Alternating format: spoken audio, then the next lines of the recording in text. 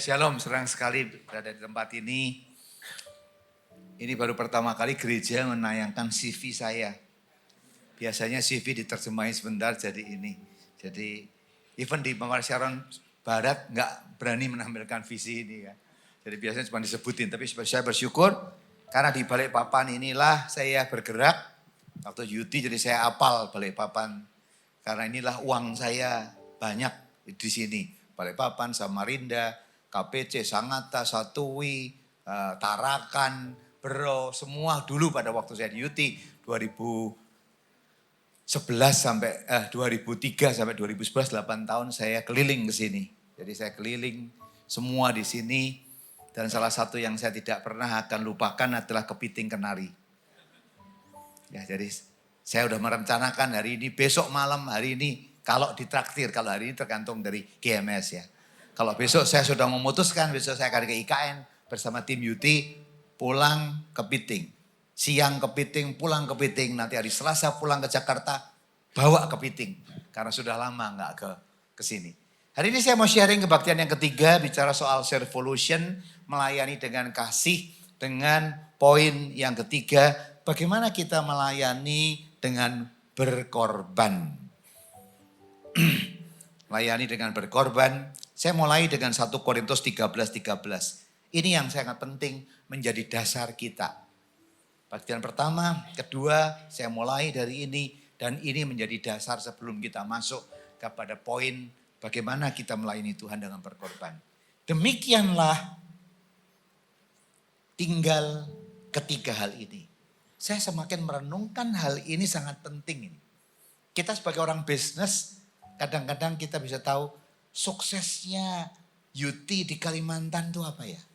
Suksesnya Iskal, kami baru tahun 2013, 31 Januari 2013, jam 13:13, kami akuisisi perubahan penajam pada waktu itu. Jadi sengaja jamnya 13 orang. Pak Pros kenapa jam 13? Orang bilang celaka 13, ini berkat 13. Sengaja 31 Januari tahun 2013 jam 13:13 saya tunggu jamnya baru tanda tangan akuisisi.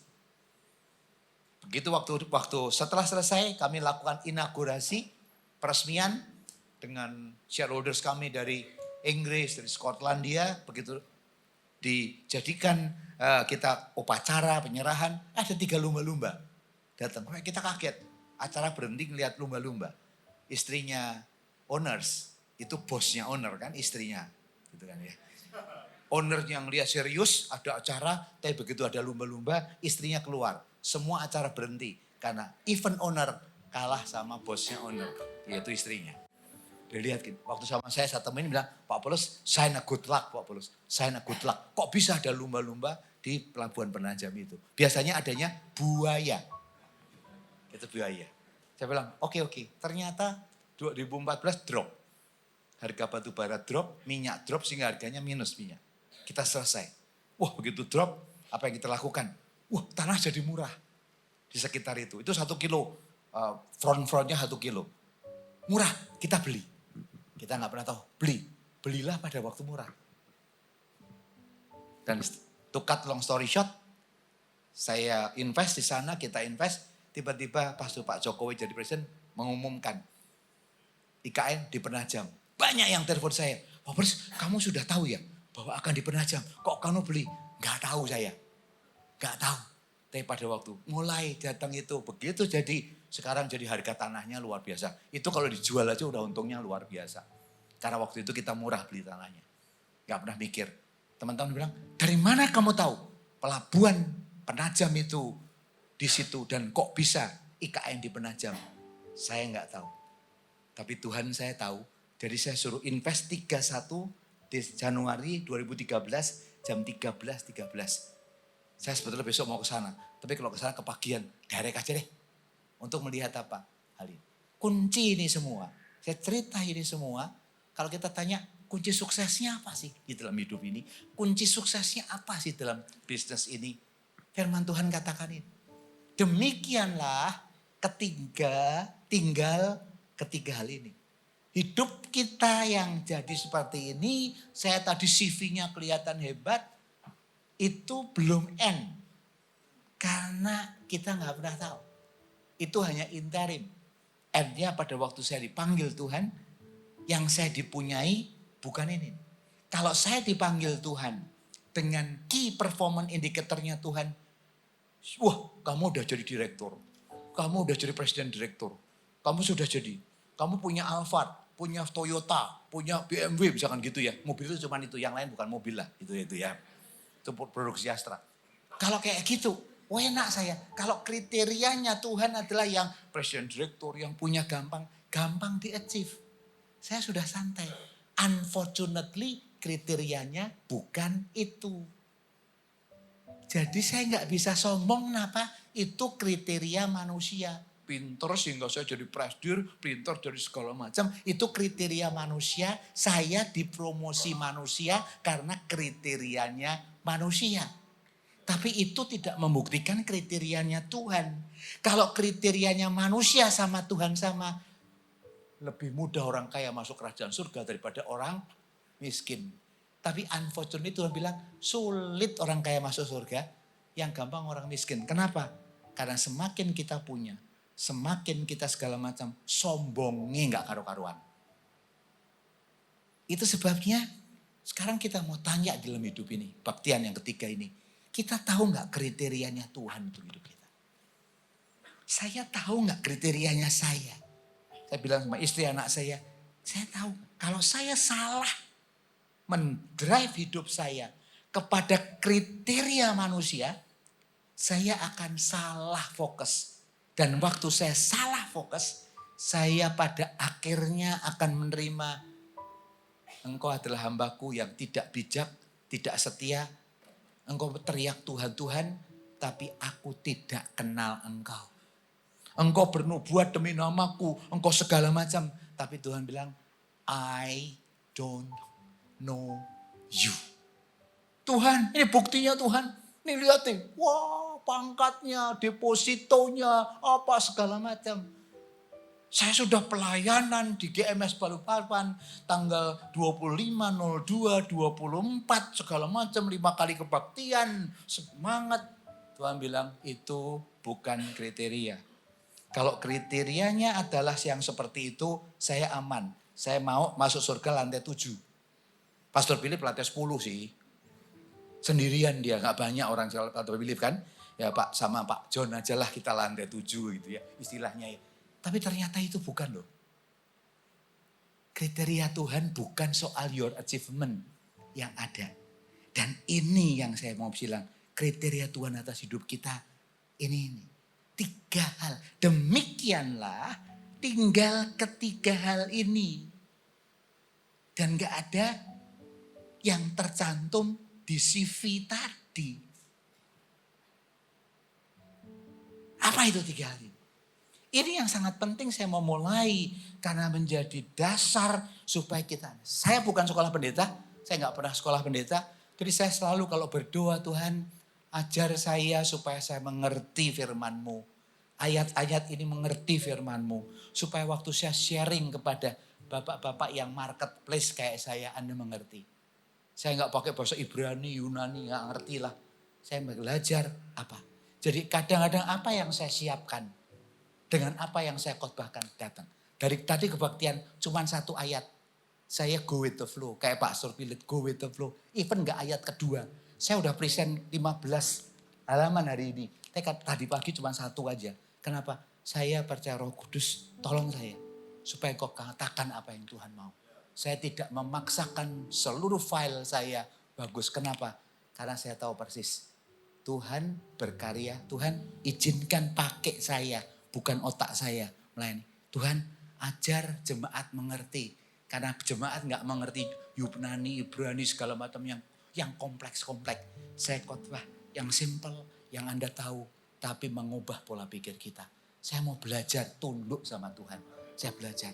Itu sebabnya waktu bilang ini, kriterianya apa sih? Ketinggal ketiga hal ini. Ada orang bilang, gimana? Iman, demikianlah ketinggal ketiga hal ini. Yaitu iman, pengharapan, dan kasih. Kalau kita belajar, iman paling besar ya kali ya. Ada orang berpikir, oh nomor 1 kriterianya iman. pengharapan, kasih. Ini imannya besar. Atau semua sama rata. Iman, pengharapan, kasih. Ini imannya besar. Atau iman, pengharapan, kasih, semuanya sama rata. Tapi firman Tuhan gak bilang begitu. Ini yang harus kita tahu.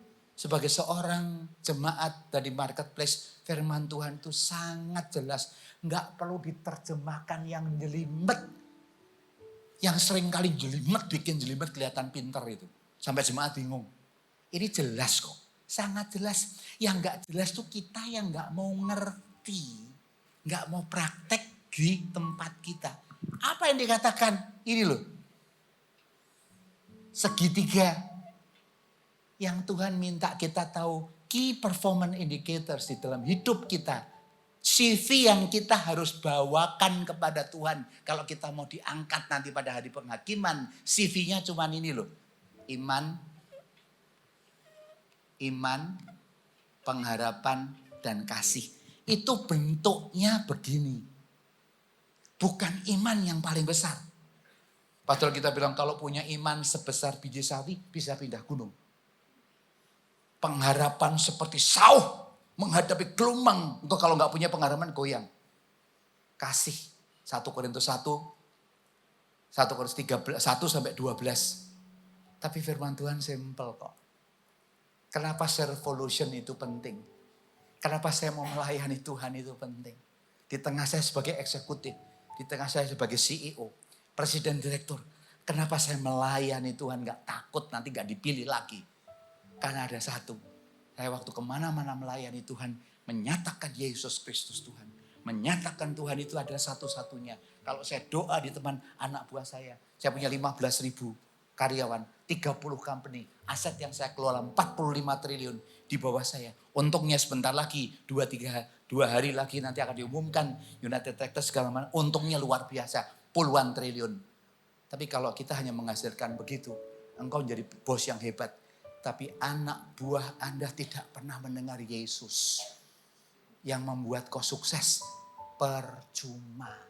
Engkau sukses sebagai manusia, dibuat Tuhan. You never tell them, 15.000 karyawan. You never tell them yang membuat sukses adalah aku. Dan Tuhan bilang, engkau sukses sebagai manusia. Engkau dihormati manusia. Tapi buat saya, you are nothing. Karena dari mulutmu gak pernah bicara soal Yesus. Dari mulutmu bicara, Paulus Bambang, presiden direktur, segala macam Paulus Bambang. Everybody knows. Tapi no one di anak buah kamu yang kenal Yesus. Berani kamu melakukan, tegakkan peraturan sesuai dengan nama Yesus. Tuhan bilang nothing. Imanmu gak ada artinya. Karena imanmu hanya untuk engkau. Dan engkau berani ngomong Yesus kalau di gereja. Di Balikpapan cuman GMS Balikpapan. Waktu keluar di cabang. Waktu engkau di KPC, di Sangatta, di yang lain. Gak pernah ngomong soal Yesus. Tuhan bilang, apa yang kau cari Pak Lubi? Itu sebabnya kalimatnya sangat jelas. Tinggal ketiga hal ini loh. Iman, pengharapan, dan kasih. Dan yang paling besar di antaranya adalah kasih. Jadi grafiknya segitiganya ini. Jadi Anda bayangkan kalau iman sebesar biji sawi bisa pindah gunung. Kalau kasih yang lebih besar dari iman sebesar biji jagung bisa pindah apa? Saya ulangi. Kalau iman sebesar biji sawi bisa pindah gunung. Kalau kasih yang lebih besar dari iman sebesar biji jagung bisa pindah apa? Di surga iman udah gak perlu lagi. Di surga pengharapan gak perlu lagi. Di surga yang adalah kasih. Karena kasih adalah pelayanan. Waktu di surga engkau merasakan kasih Tuhan. Kasih Bapa yang real. Dan kita bisa mengasihi Tuhan dengan real. Di surga gak perlu iman lagi. Dan iman hanya di bumi. Karena iman kau masuk surga. Karena punya pengharapan kau masuk surga. Setelah di surga yang akan dilihat Tuhan nanti yang hari ini kita mau bicarakan adalah kasih. Itu sebabnya servolution, melayani. Kalau kita latihan melayani, bukti dari imanmu, bukti dari hope kita, pengharapan kita adalah kasih. Kasih adalah faith and hope in action. Saya ulangi, love adalah bukti dari your faith and action. Orang bisa mengasihi tanpa punya iman. Tapi tidak mungkin orang yang beriman tanpa mengasihi. Orang bisa mengasihi, orang bisa melayani tanpa mengasihi. Tapi enggak mungkin orang yang mengasihi enggak melayani. Karena kuncinya apa? Ini adalah substance. Ini adalah bukti. Iman ditunjukkan dengan kasih. Tunjukkan perbuatanmu, maka aku tuh akan tunjukkan imanmu. Tunjukkan pengharapanmu, maka akan tunjukkan imanmu. Ini adalah bukti. Dan bukti yang kedua, ketiga hal ini kasih adalah segitiga yang kedua. Untuk apa kasih itu? Kalau kasih untuk membuat kita, kita CSR, bagi-bagi duit, kurang semua bagi-bagi duit. Apakah itu bukti kasih? Enggak. Dulu waktu saya kesini, seluruh terminal di Balikpapan, dari orang datang masuk, saya tahu siapa saya. Begitu saya masuk, mesti rebutan, bawain koper aja rebutan. Sampai ke sini. Dari check in sampai ke sini. Karena dia tahu, bawain coter, ada amplop tangan merah. Cek, cepet. Ya pasti nunggu lah. Pak Polo semua ribut. Tapi mereka datang karena apa? Karena cepet kan. Dari depan itu tahu. Karena cepet. Apakah itu karena kasih? No. Karena mereka tahu. Tapi apakah mereka tahu? Wah kalau datang Pak Paulus. Wah ini akan terima mereka kasih Yesus. Senang. Enggak. Kasih uang yang paling penting. Mereka nggak butuh kasih Yesus tapi kasih uang. Nggak bisa. Kita bisa dapat terkenal, kita bisa masuk. Begitu saya masuk ke Sangatta, masuk ke jebret. Polisi-polisi menunggu untuk bawa saya dengan full rider ke sana. Pak Paulus jebret. Karena apa? Kasih nggak boleh, nggak direkamnya, ada yang ini ya. Semua. Saya bisa mendapatkan semua karena I have power, I have everything. Tapi apakah mereka mengasihi saya? No. Mereka mengasihi. Ini yang paling penting. Kasih ini dari mana? Akhirnya kita muncul. Kalau ketiga hal ini penting di dalam hidup kita. Kriteria kita. Pulang Anda bilang, tahu ya mam. Kalau sama suami istri, kita tahu. Kriteria kita sekarang tahu ya. Anak-anak pulang. Ini loh. Kriteria hidup menurut 1 Korintus 13. Apakah kau punya iman? Apakah kau punya pengharapan? Dan apalah punya kasih. Dan terbesar adalah kasih. Kasih. Kasihnya apa? Kasih kita bicara rohani, jiwani, dan jasmani. Atau kita bicara spirit, soul, and body.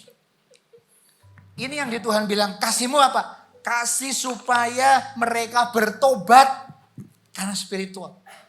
Kasih yang paling besar adalah supaya mereka mengenal Yesus dan akhirnya bertobat. Kasih yang paling besar supaya mereka dipuaskan jasmaninya. Terakhir baru kalau soal BLT, soal uang, soal apa. Ini baru terakhir. Ini harus jadi fokus kita. Kalau kita punya fokus kedua, ini kita bicara soal engkau hidupnya akan sampai kepada yang disebut Star of David. Kalau kau punya Star of David in your life, dijamin Tuhan, bukan dijamin Paulus. Once engkau lolos ini, engkau boleh baik sama orang, dikenal orang baik, tapi tidak membuat jiwa mereka kenal sama Tuhan. Tuhan bilang, it's not enough. Ini yang paling penting kita harus menyadari. Mari kita lihat Matius 25:31. Matius 25:31 berkata demikian. Apabila Anak manusia datang dalam kemuliaannya. Dan semua malaikat bersama-sama dengan dia. Maka ia akan bersemayam di dalam tahta kemuliaannya. Apabila, kapan apabila? Kita nggak tahu. Apabila, kapan hanya Tuhan dan hanya Bapa yang tahu. Kalau Tuhan datang kedua kali, kita diangkat, hanya Bapa yang tahu. Tapi kalau Tuhan datang kepada kita pribadi-pribadi, kita tahu. Jangan sombong ya. Setelah selesai kebaktian ini, ada yang masih bisa makan piting. Jangan sombong. Saya mungkin makan piting kita belum tahu. Mungkin ini khotbah saya terakhir, saya juga tidak tahu. Karena ada waktu yang Tuhan buat kita pribadi-pribadi. Anak manusia datang kepada kita pribadi. Jangan sombong yang muda, Pak Paulus umur 65, pasti mati duluan dari saya. Belum tentu. Betul? Belum tentu. Umur 65, umur 70 lebih tua dari yang 19 tahun, 20 tahun bisa mati duluan. Nobody knows. Itu sebabnya kalau anak manusia datang kepada saya at any time, yang Tuhan tanya, what do you bring to me? Kalau di bring to me, my CV God, wah saya tenang. My CV.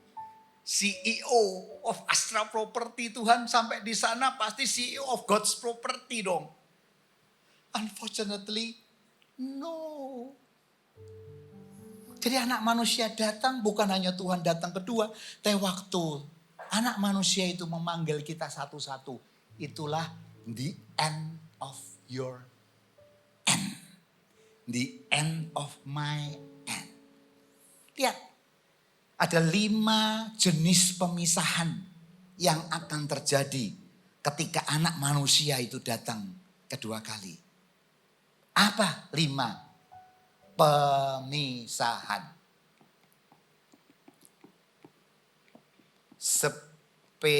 Separation. Supaya kita tahu. 5 pemisahan. Yang pertama, dia datang dalam kemuliaannya. Ini permisahan yang pertama. Tuhan datang dalam kemuliaannya. Berarti pemisahan pertama yang terjadi mulia versus tidak mulia. Malaikat yang mulia akan datang bersama yang mulia. Malaikat yang tidak mulia tidak datang. Jadi pada waktu Tuhan datang, pemisahan pertama, yang mulia dan tidak mulia akan dipisahkan. Karena Tuhan datang dalam kemuliaannya. Yang tidak mulia akan tidak datang. Yang kedua, apa yang terjadi pemisahan yang kedua? Yang membuat kita harus sadar. Pemisahan kedua dikatakan semua malaikat bersama dia. Dan semua malaikat bersama dengan dia. Dari pemisahannya bukan malaikat yang sudah jatuh sama dia. Ada malaikat yang bersama dengan dia. Malaikat terang dan malaikat yang tidak jatuh. Yang tidak bersama dengan malaikat gelap. Akan ada pemisahan. Malaikat terang dan Lucifer. Dan seluruh antek-anteknya. Akan ada terang dan gelap akan terpisah. Yang pertama, mulia dan tidak mulia akan terpisah. Yang kedua, terang dan gelap akan terpisah. Makanya Efesus 4:19, pikirkanlah perkara yang benar, mulia, adil, suci, manis, sedap didengar, yang dipatut kebajikan, pikirkan semua itu. Yang benar, yang mulia. Ini akan ada loh. Terang dan gelap akan terpisah, mulia dan tidak mulia akan terpisah. Perbuatan kita yang mulia akan dipisahkan dengan perbuatan orang yang tidak mulia. Hidup kita yang terang akan dipisahkan dengan orang yang tidak terang. Ini pemisahan kedua. Pemisahan ketiga apa? Dalam hal ini akan terjadi pemisahan yang luar biasa dikatakan di sini pemisahan ketiga. Maka ia akan bersemayam di atas tahta kemuliaannya. Yang ketiga akan ada tahta kemuliaan dan versus tahta penghakiman. Tahta sebagai hakim akan ada beda. Tahta yang membuat orang yang benar dimuliakan dan tahta yang membuat orang yang tidak benar dihakimi atau dihukum. Ini bicara soal reward, ini bicara soal punishment, hukuman. Dan tahta itu akan memisahkan orang yang mendapatkan reward dan orang yang mendapatkan penghakiman. Kuncinya pemisahan ini akan real, akan clear. Suami istri gak bisa bilang gandengan. Mam, kamu ikut wanita ya. Mam, kamu ikut doa ya. Mam, kamu ini ya, doakan ya. Karena surga di telapak kaki ibu, aku ikut kamu mam. There is no such a thing. Everyone maju, everyone masuk dan berdiri di tahta. Kalau engkau gelap, istrimu gelap, istrimu terang, suami gelap, dipisah. Enggak bisa bilang, kamu ikut saya. Katanya kamu setia sampai saya. Tidak meninggalkan. Istrinya akan bilang, aku setia sampai engkau. Sampai maut memisahkan kita mati. Soal surga, bye-bye. Jadi kalau ada suami yang menghina istri, menjelekkan istri, tinggal tunggu aja nanti pak. Kalau ada suami atau istri yang sembarangan, suami sungguh-sungguh tunggu aja mah. Karena titik tertentu, you cannot control your spouse. Masing-masing punya. Tahta itu akan menunjukkan pemisahan siapa yang akan dapat reward dan siapa yang akan dapat punishment. Yang ketiga, yang keempat sekarang. Yang keempat. Ayat 32. Lalu semua bangsa akan dikumpulkan di hadapannya dan ia akan memisahkan mereka seorang daripada yang lain. Yang keempat, akan ada pemisahan apa di sini? Lihat, semua bangsa akan dikumpulkan. Dan semua orang sama seperti gembala memisahkan domba dan kambing. Pemisahan keempat, akan ada pemisahan domba versus kambing. Sekarang pertanyaannya, waktu dipisahkan oleh Tuhan, ini domba, ini kambing. Waktu dipisahkan, yang sudah ada di depan itu sudah bentuknya kambing domba, atau Tuhan merubah begini, kamu yang jahat, blak, jadi kambing, kamu yang jahat, blak, jadi domba. Ulangi, supaya nggak ngantuk. Kalau khotbah saya nggak mikir agak berat. Ini buat khotbah enteng. Kau mikir. Waktu dikumpulkan Tuhan memisahkan kambing dan domba. Itu artinya apakah waktu di sana dia bilang, yang jahat blek jadi kambing. Yang bagus cek dari domba. Waktu Tuhan pisahkan, mereka itu sudah kambing atau domba. Kambing atau domba itu pilihan kita. Waktu engkau menghadap Tuhan, orang itu sudah menghadap Tuhan, dia itu kambing. Karena selama hidupnya tidak cocok, jadi dia datang Tuhan sebagai kambing, ada yang datang Tuhan sebagai domba. Tapi masih berkumpul kambing sama domba.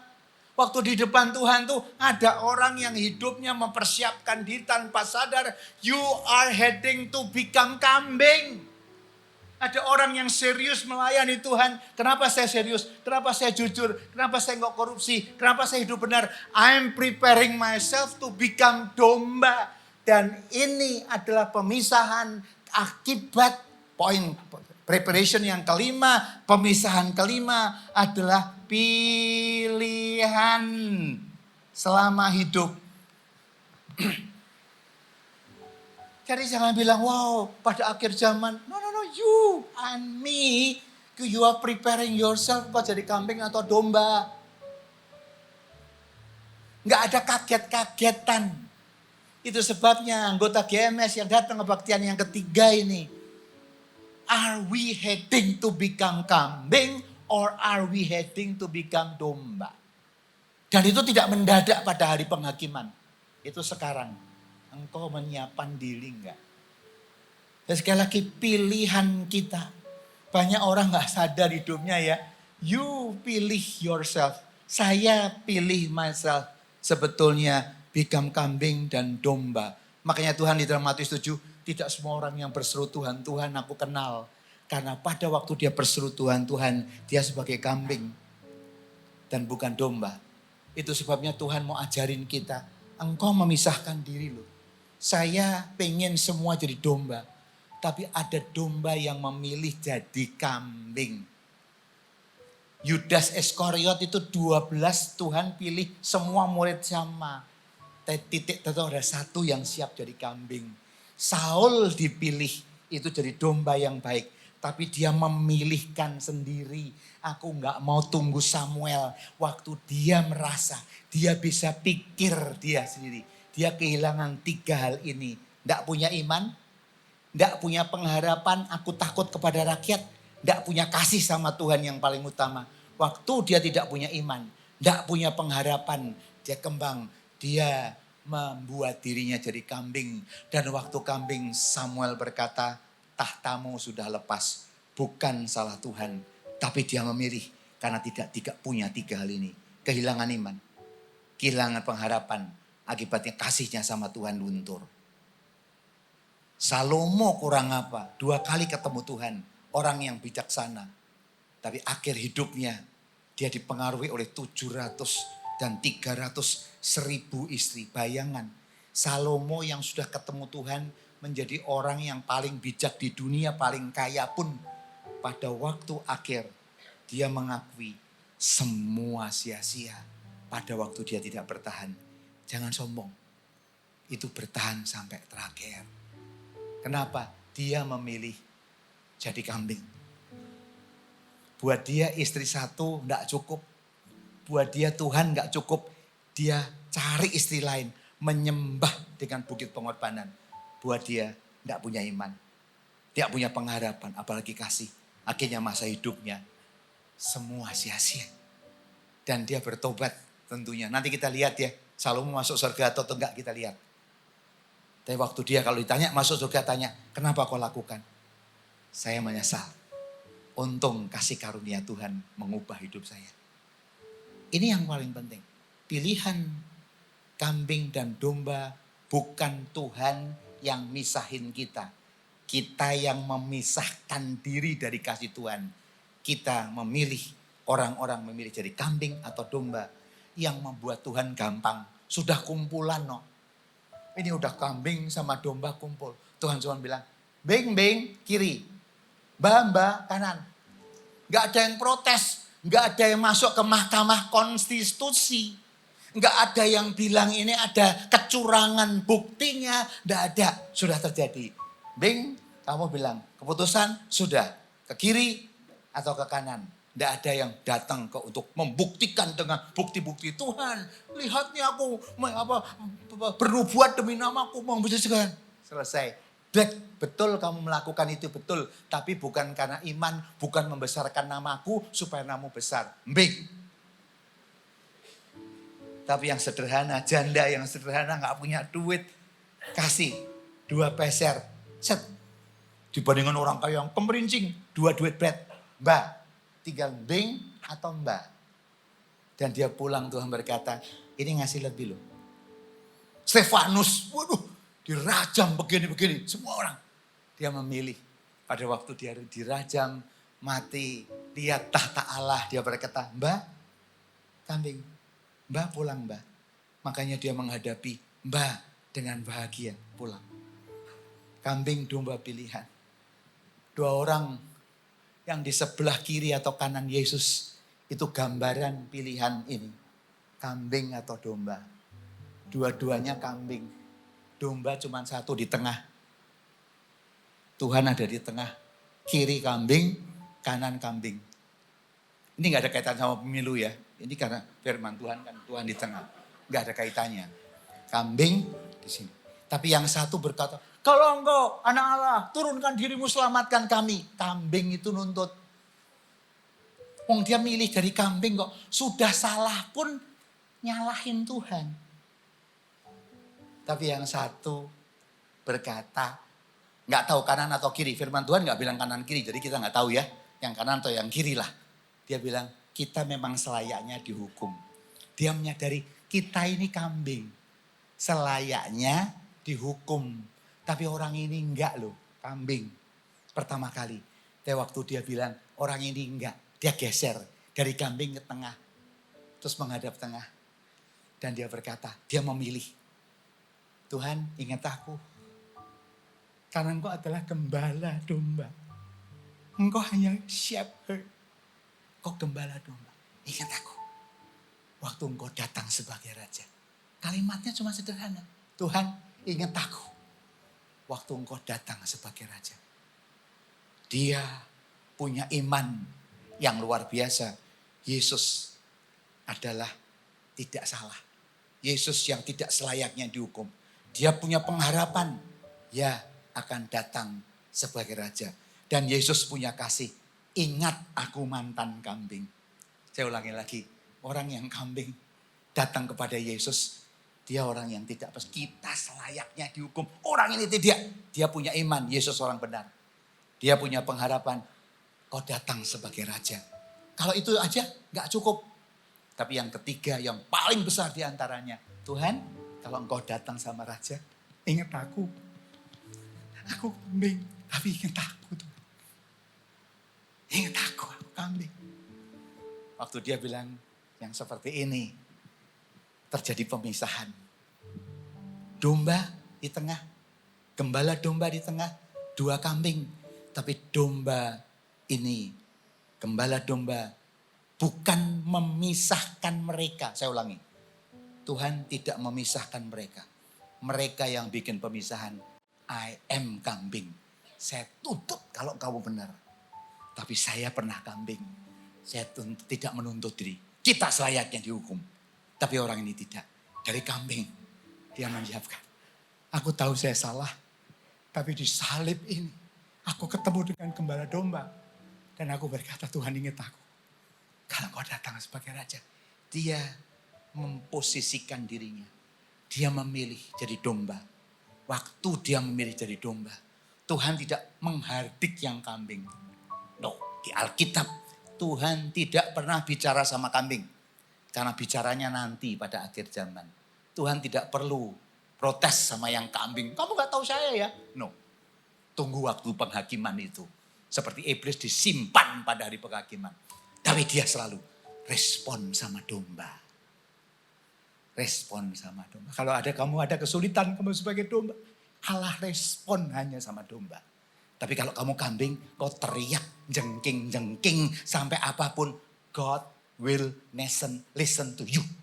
Tapi kalau engkau domba, God will always listen to you.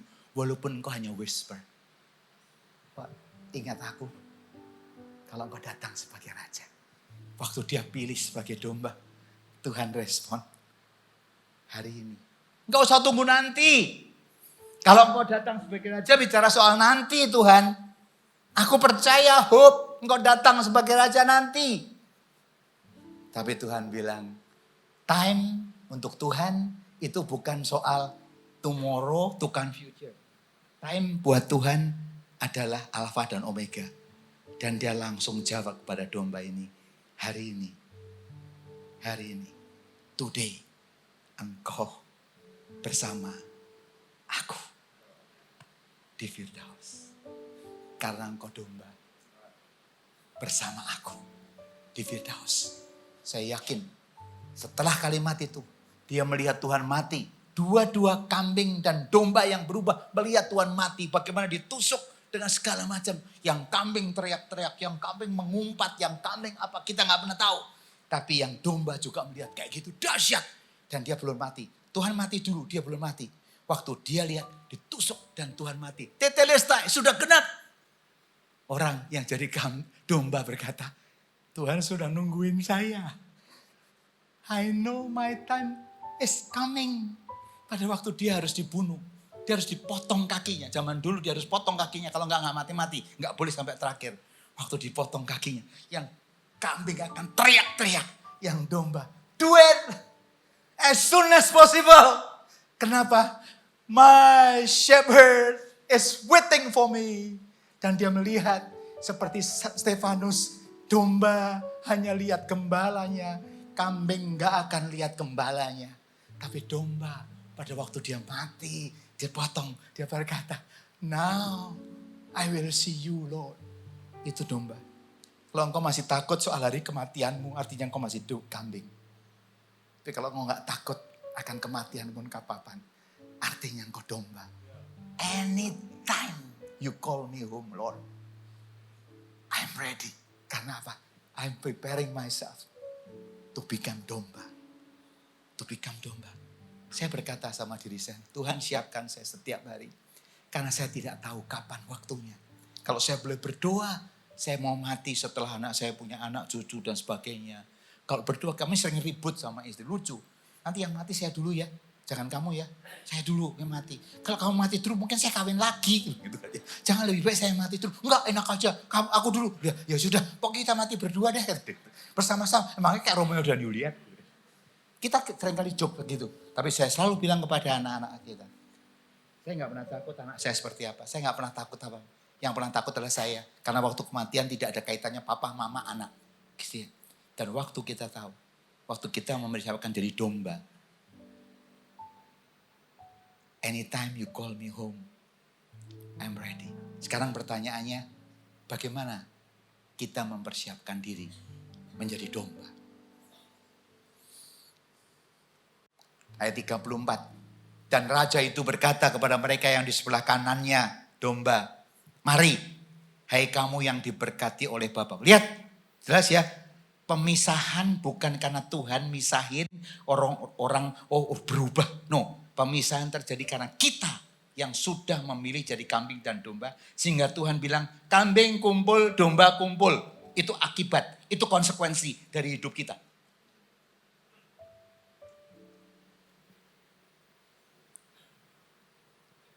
Hai kamu yang diberkati oleh Bapakku, terimalah kerajaan yang telah disediakan bagimu sejak dunia dijadikan. Sebab ketika aku lapar, kamu memberi aku makan. Sebab ketika aku haus, kamu memberi aku minum.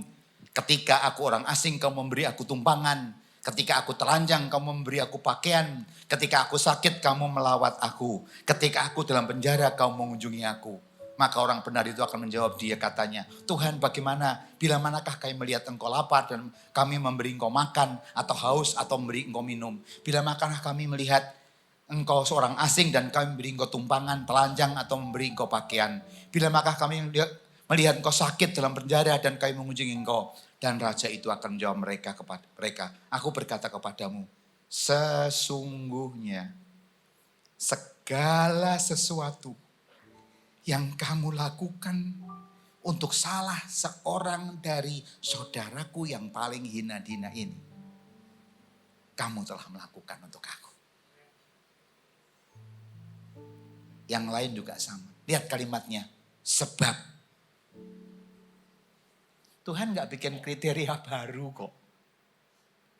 Iman, pengharapan, kasih.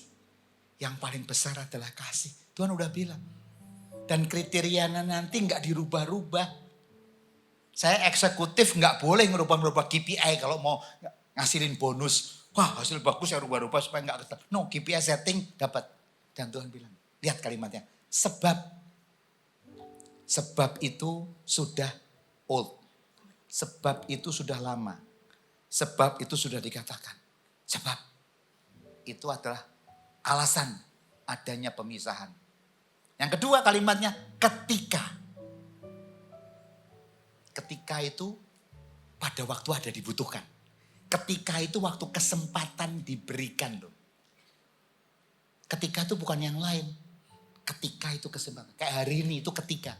Waktu engkau dikasih kesempatan menjadi bagian di dalam service pollution, kalau engkau menolak, nggak mau, itu your decision. Dan ketika itu belum tentu balik lagi. Saya tidak bosan mengatakan hal ini. Jangan sombong, kau tidak pernah tahu apa yang terjadi 1 jam setelah ini. Besok juga enggak. Jangan menyesal ketika itu diangkat daripadamu. Pumpung ketika itu masih ada. Setelah selesai ini, daftar revolution. Karena itu bukti kasih Tuhan. Ketika apa? Ada 6 kebutuhan manusia. 6 kebutuhan manusia. Yang Tuhan jawab. Angka 6 bicara angka manusia, bukan 7. Ketika aku lapar. Ketika aku haus. Ketika aku seorang asing. Ketika aku telanjang. Ketika aku sakit. Ketika aku dalam penjara. Ketika. Dan 6 ketika ini adalah real yang ada di depan kita. Gak yang aneh-aneh. Kriterianya gak yang aneh-aneh. Tapi semua 6 aktiviti manusia ketikanya jelas. Sebab ketika sakit.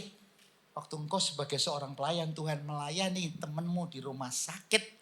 Sebagai anggota ministry CG sakit. Berdoa untuk orang sakit di CG-mu. Pada waktu engkau berdoa dengan sungguh-sungguh dengan sakit. Seakan-akan Tuhan, nak kau lakukan buat aku kok. Apalagi orang yang gak punya. Kalau orang kaya ributan. Nganterin ke Singapura kemana pakai pesawat. Tapi kalau orang gak punya, kau datang rumahnya becek-becek dan kau berdoa. Waktu kau berdoa sama orang yang gak punya. Dia bilang, terima kasih Pak bisa datang ya. Kau melihat, kenapa kok saya mau datang? Kenapa GMS kok orangnya mau datang? Kenapa kok semua yang sulit tadi pagi saya dapat kesaksian pelayan Tuhan yang semua dia lagi COVID segala macam yang ngelayanin dia semua orang GMS datang ke sini. Kenapa? Karena ada orang GMR tahu waktu melayani bukan karena ditugaskan Pak John Lee. Tapi waktu dia melayani ini, saya melayani Tuhan. Saya melayani Tuhan. Waktu kau melayani Tuhan, totally different. Ketika aku haus, ketika aku seorang asing, telanjang, sakit. Engkau bisa lihat, dalam penjara kita bisa, saya gak ada waktu. Waktu saya tinggal 3 jam lagi nih. 3 itu artinya 3 jam kan ya. 3 menit. Semua engkau bisa melakukan. Engkau tidur atau bangun jadi asyik. Engkau tidur sibuk atau pelayanan ikut jadi CG. Engkau tidur, engkau jadi tim doa. Engkau tidur atau it's your decision. Yang mau whatever. Saya mau jadi CG, whatever. Saya mau jadi usher, whatever. Saya mau melayani. Selamat welcome home. Welcome kalau di foto, kalau direkam, dipublish. Yopo toh. Apalagi Paulus Bambang, welcome home. Yopo toh gak ada kerjaan. Orang meremehkan itu semua. Kok sampai welcome home. Nyiapin jubah untuk baptisan. Padahal presiden, direktur, padahal pimpinan tinggi. Cuman nyiapin jubah mau bagian. Apa tuh kerjaan kok gitu. Mbok yang seksi, kerjaan tuh yang kayak gini. Yang kau lakukan buat aku, Tuhan catat. Pak John Lee bisa lupa loh. Engkau pernah bantuin dia untuk ngasih jubah orang yang dibaptis. Tapi God will never forget. Tuhan gak pernah lupa saya capek-capek di sini. Hari ini 5 kali kebaktian. Besok ke sini. God will never forget. Kenapa? Karena dia tahu. Apa yang kau lakukan buat Tuhan. He will never forget. Itu sebabnya dalam semua kebutuhan ini. The choice is yours. Pilihan di tanganmu. Are you heading to become kambing? Or are you heading yourself to become domba? Kalau domba tidak cukup punya iman. Kalau domba tidak cukup punya pengharapan. Domba yang terbesar adalah kasih. Dan kasih adalah pelayanan. Yang kau lakukan buat saudaraku yang kecil ini. Kau melakukan buat aku. Mari bangkit berdiri.